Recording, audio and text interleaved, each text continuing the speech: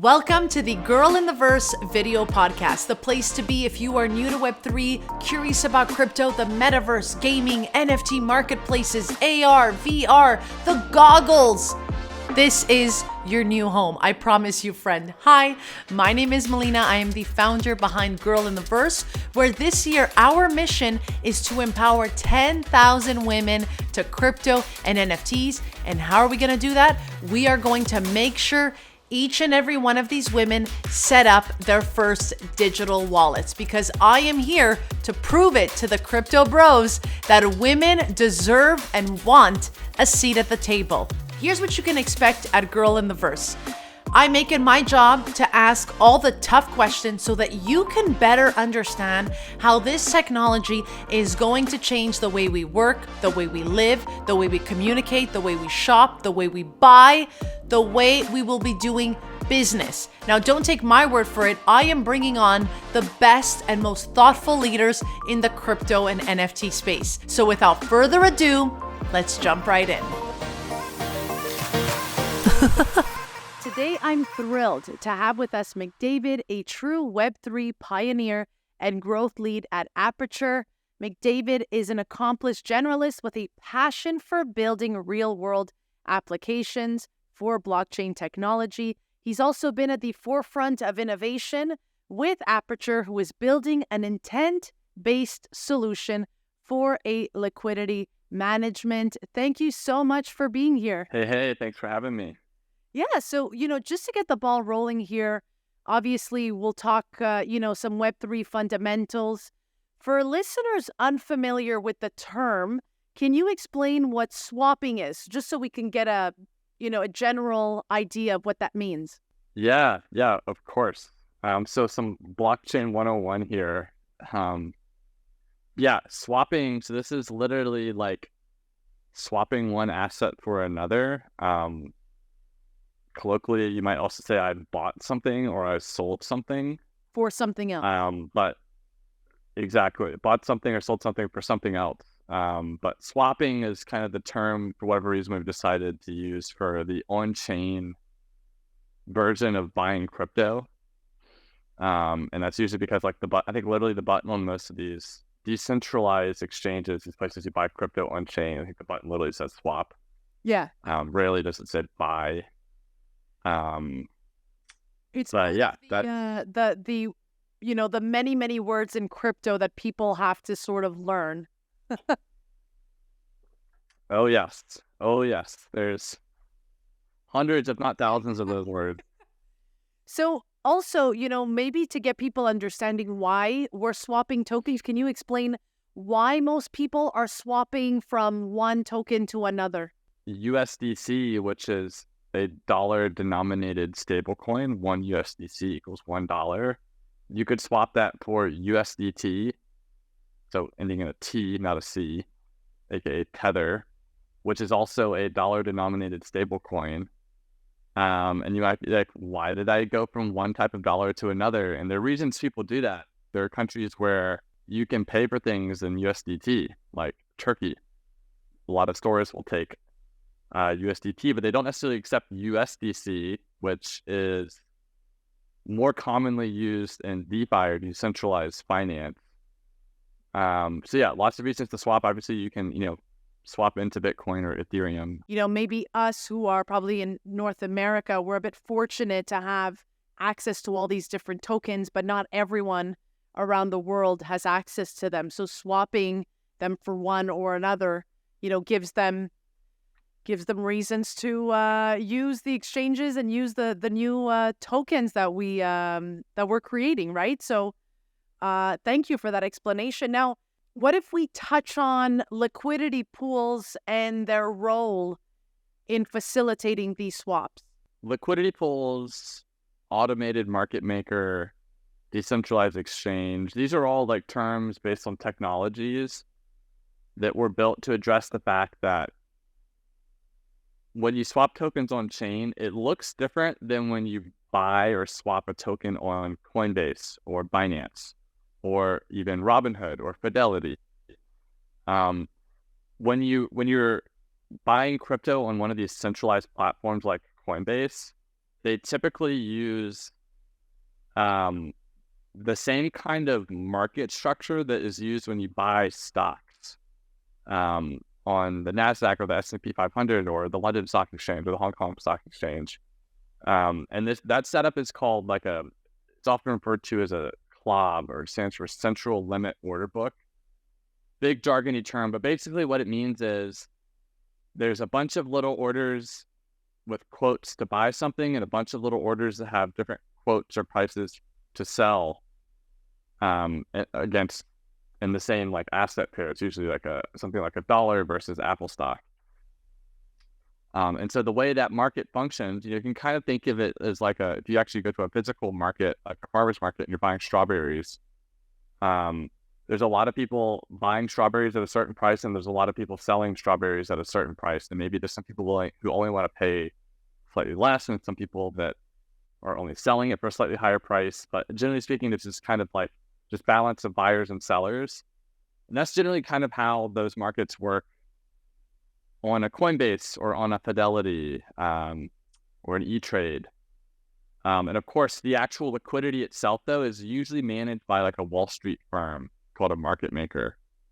And there's market makers that are there to ensure that there's enough liquidity that you can buy lots of Bitcoin or lots of Apple stock without the price moving too much. Because you're rarely when you buy Bitcoin on Coinbase or Apple stock on Fidelity, you're never buying it from some other person in Nebraska who just happened to be selling at the same time you're wanting to buy. You're usually being matched with this professional firm that's providing liquidity. Another analogy that might be helpful, and then we'll get into the on-chain stuff. This is good. This is good. So people really understand how it works. Yeah. Another analogy that I often think of using is if you're buying a car, you often go through kind of a market maker, which is the car dealer. I think about buying a used car in particular, not a new car. The used car dealer, they're there to basically always be they're always down to buy or sell your car. 24/7, 365, you can show up and buy a car and sell a car. Now, of course, you could also try to line up, if you have a used car you're trying to sell, you could try to find a buyer online. Vice versa, if you're buying a car, you could try to find someone selling it, and you would cut out the fee that middleman takes. But it's a big hassle, and it's not instant. It requires some time to find the matching of wants, so to speak. And that's what the car dealer does. They're basically there to provide that liquidity instantly. And that's essentially what market makers are doing everywhere. Now, let's step into the on-chain world. How does this problem get solved? We don't have the same setup where there's this big order book with lots of sell orders and lots of buy orders. There are some crypto projects that have attempted to build this, but generally speaking, blockchains are too expensive, and the throughput, meaning the number of transactions you can do in a given second, is not quite high enough to meet the demands of the central limit order book style architecture. There's a lot of other kind of nuanced reasons why these things have not taken off on chain yet either. Another one being that they're often quite centralized. There is a single, or a group of market makers that are kind of, without them, there's no liquidity. The first solution to this that came about was put forth by, and I could be botching the exact history of this, but basically Uniswap, which is a pretty big name in crypto. Most people probably should know what Uniswap is. It's a pink brand. They have a unicorn as their logo, and they're famous for kind of pioneering this thing called the AMM, which stands for Automated Market Maker. And instead of using a single Wall Street entity to provide this big amount of liquidity, they basically made an algorithm. So a quick example, Bitcoin today is trading around $60,000. If you want to provide liquidity on Bitcoin, you could come in and say, okay, I'm willing to provide liquidity on Bitcoin from $59,000 to $100,000. And what that means is, first of all, you're mostly putting up Bitcoin. You're putting up very few dollars in this scenario because you're only willing to buy Bitcoin from 60,000 to 59,000, but you're willing to basically sell your Bitcoin from $60,000 up to $100,000. And so what that means for you, the LP, which is the liquidity provider or the market maker, you can kind of express some views on the market, in terms of like where you're willing to sell your Bitcoin at. Or you could just decide that you want to be really concentrated around the spot price. So if it's trading at $60,000, you could say, okay, I'll provide liquidity from $59,500 to $60,500. And what that means is all of your liquidity is really close to the spot price, which means you're going to earn more fees than had you spread the same amount of money out across a larger range. The main things to remember, like if you're the end user, is just when things happen on chain, the back end, the way the liquidity provided is a little bit different than if you're buying on Coinbase. And the main advantages to you as a user is it's permissionless to provide liquidity on chain. You can participate in that ecosystem and earn fees as a market maker if you want to. But it also means there will be more assets listed on chain than what you would see on Coinbase. Coinbase is a permissioned ecosystem with the assets they list.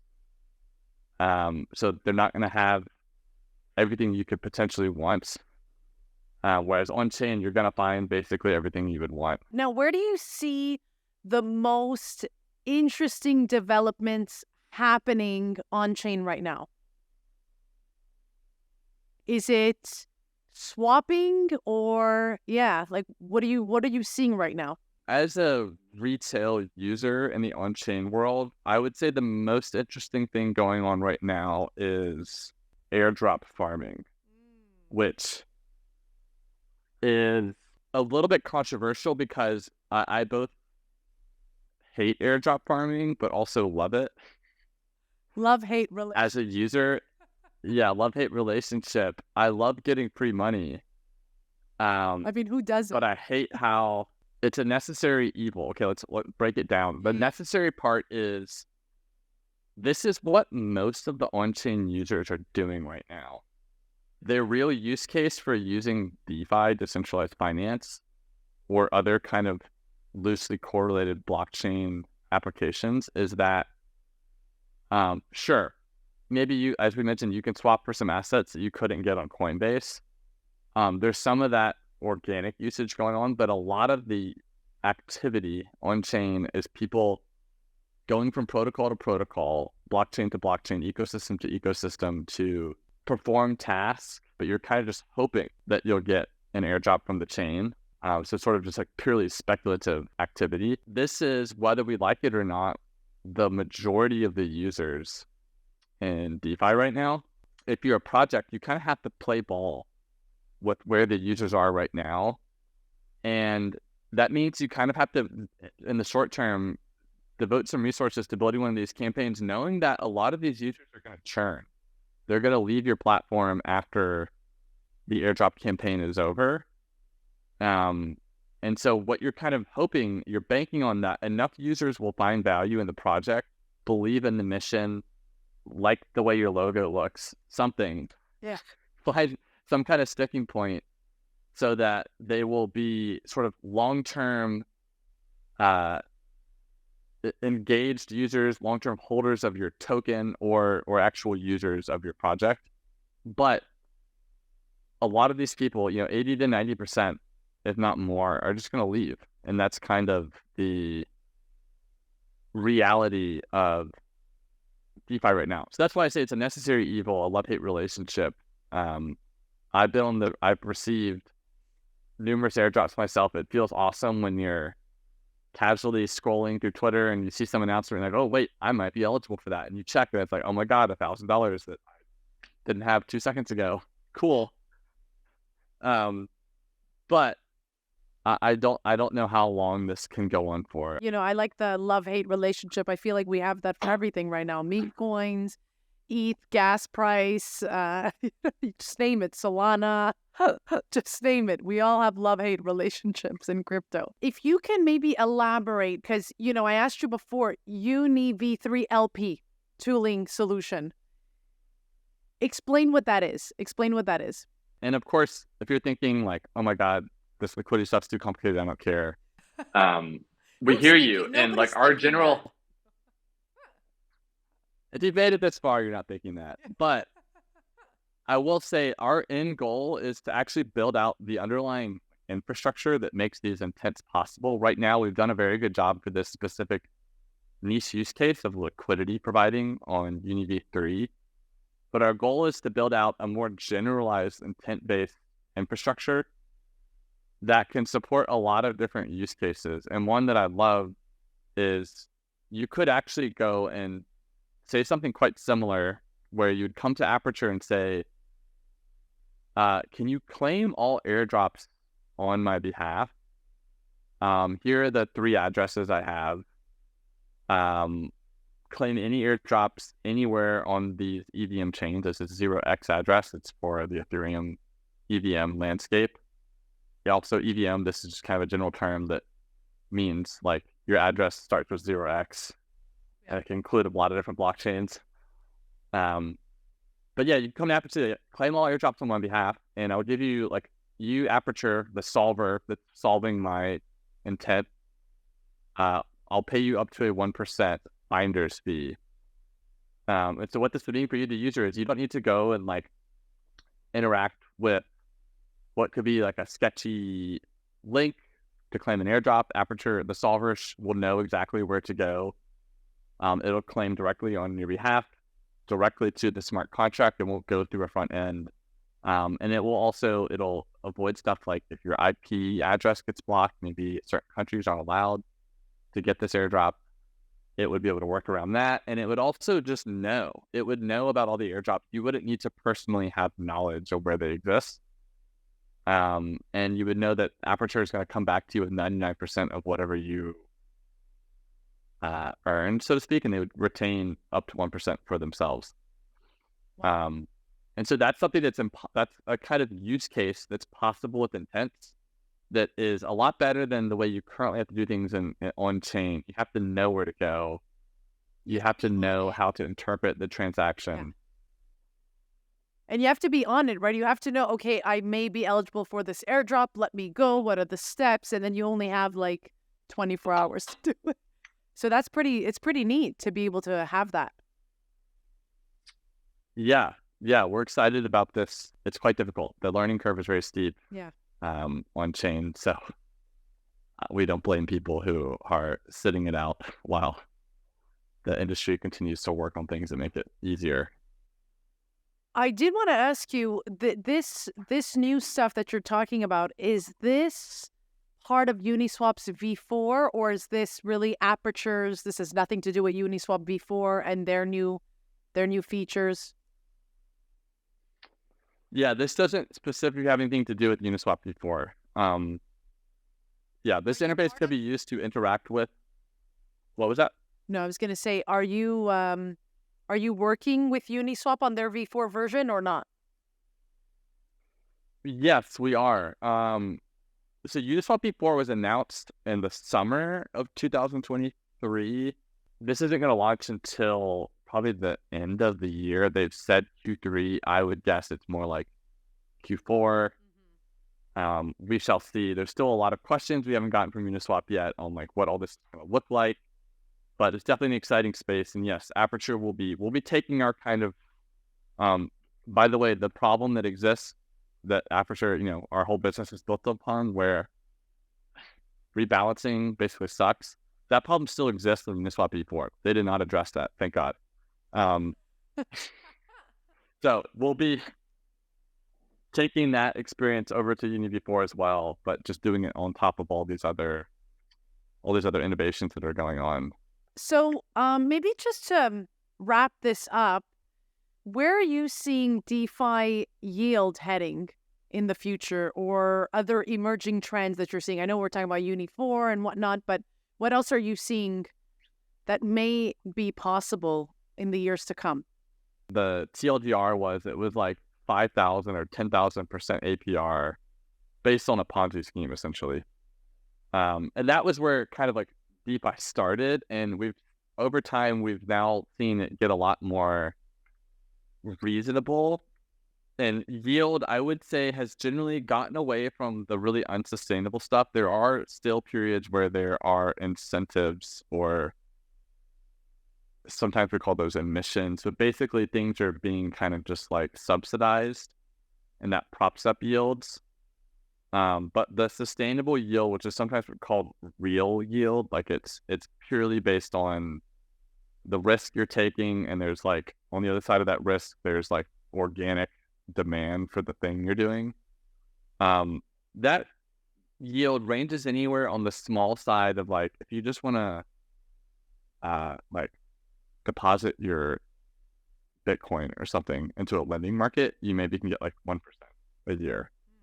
Of course, you have now the option to borrow against that Bitcoin, but on the low side, it's like 1%. But on the higher side of real yield, staking Ethereum can be anywhere from like 4 to 7%, depending on the demand for Ethereum block space. But you also see, like, if you start getting into providing liquidity, and you're providing liquidity on very volatile assets, like when that token first came out, there were people LPing on Aperture that were making like 300 to 400% APR. Of course, APR means yearly. They weren't in this thing for a full year. This was over a period of like a month or so, but it's still pretty good for a month. So yeah, I would say it's kind of falls in that range of like 1% to like a couple 100% if you do something crazy risky. We're talking about liquidity pools. Should everyone be utilizing liquidity pools? Obviously not financial advice, but... So remember, I've mentioned these people that get like 20 to 40% APR on Unity 3. I would liken the skill set that they need to do that to being someone who like trades options on Robinhood. Unfortunately, the current state of a lot of this stuff in DeFi is, I would not recommend people go into the space unless they're prepared to lose money. But like learning, like you basically lose money as a way of learning. Yeah, so we maybe just all stick to airdrops, free money. Yeah. Well, thank you so much, McDavid, for being here, for being with us, for sharing all your knowledge about liquidity pools and Aperture. Truly, this was really insightful. So thank you for that.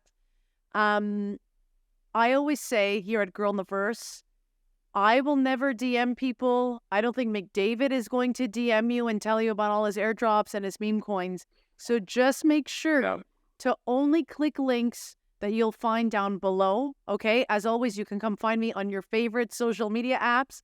We're going to keep saying this, right? This is not financial advice. And lastly, I do want to invite everyone who's watched until the very end to like, subscribe, hit the notification bell, and so we can make sure that we bring on bigger and better guests. Okay, thank you. Bye, guys.